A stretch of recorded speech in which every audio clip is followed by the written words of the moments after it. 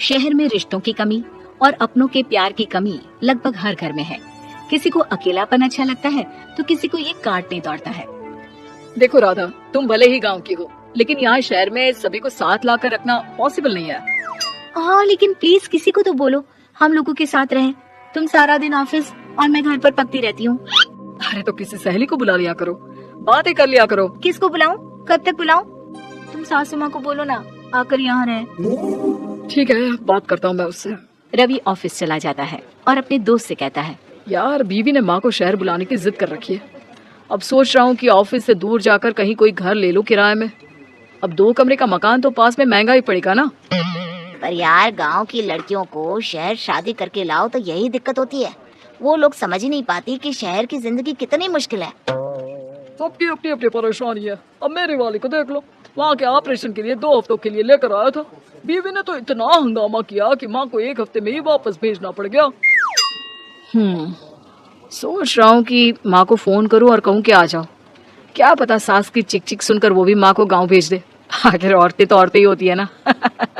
किसे सास के साथ रहना पसंद होगा। बात आई गई हो जाती है। राधा रवि के पीछे एक बार फिर पड़ जाती है। वो 210 वाली है ना? हाँ, क्यों, क्या हो गया उसे? उसकी सास कलाने वाली है।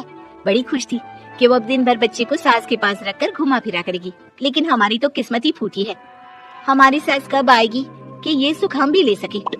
देखो, मैं माँ से बात कर लेता हूँ, लेकिन माँ हमेशा के लिए कैसे आएगी? कोई और तरकीब सोचो ना। एक काम करो ना, मुझे गांव छोड़ दो, मैं चली जाती हूँ। कम से कम सास का सुख तो देख लूंगी। लेकिन ऐसा कहाँ हुआ कि कोई सास बहू एक साथ सुख से रहे। रवि तो जानता था सब, लेकिन करता क्या। पर कहते हैं ना, पति का दिमाग है, चलेगा तो सही। एक आइडिया आया है। क्यों ना मैं माँ की शक्ल सूरत का एक रोबोट लाकर दे दूं, जो राधा के साथ बिल्कुल सास वाला व्यवहार करे। मजा ही आ जाएगा। न माँ को लाने की झंझट, न सास बहू की किचकिच। रात को स्विच ऑफ करके अलमारी में पैक। बस फिर क्या था। अगले दिन जैसे ही घर की घंटी बजती है और राधा दरवाजा खोलती है, साथ में खड़ा होता है रवि और साथ में होती है रवि की माँ यानी कि राधा की सास। माँ जी, मुझे तो मेरी आंख पर विश्वास नहीं हो रहा। कितना अच्छा सरप्राइज है। हाँ, आइए माँ, आइए। मुझे भी अच्छा लग रहा है। मैं भी खुश हूँ, मैं भी खुश हूँ, मैं भी खुश हूँ।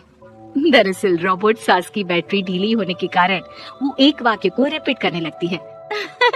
माँ जी इतनी खुश है कि बार बार दोहराए जा रही हैं कि खुश है, खुश है। मैं अभी पानी लाती हूँ। राधा पानी लाने जाती है कि पीछे से रवि सास की बैटरी टाइट कर देता है और ऑर्डर का प्रोग्रामिंग ऑन कर देता है।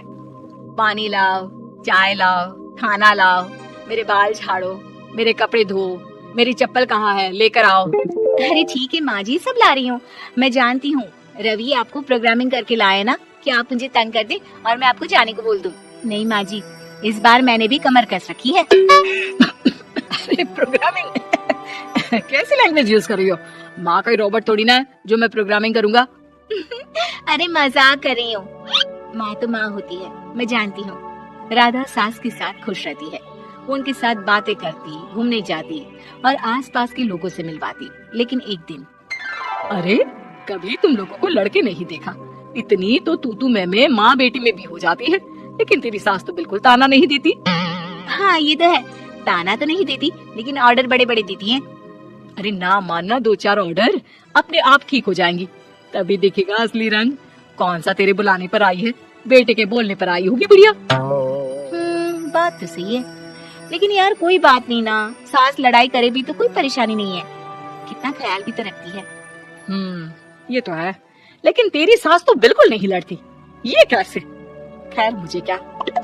पड़ोसन तो चली जाती है, लेकिन राधा के मन में सवाल छोड़ जाती है कि ये सास है भी कि नहीं। रात में राधा रवि से कहती है, मैं ना माँ जी के पैर दबा कर आती हूँ। अरे लेकिन वो तो मैंने अलग कर दिया। क्या क्या, कैसे, कहा? नहीं, मेरा मतलब कहाँ, कभी माँ का पैर गांव में रहा करता था तो मैंने काट कर मतलब माँ को शहर ले आया ना। ओके। रवि चैन की सांस लेता है कि चलो कुछ तो बहाना मिला, लेकिन कब तक। रवि रोज माँ के पैर दबाने के बहाने रोबोट को कमरे में ले आता और डिसमेंटल करके रख देता।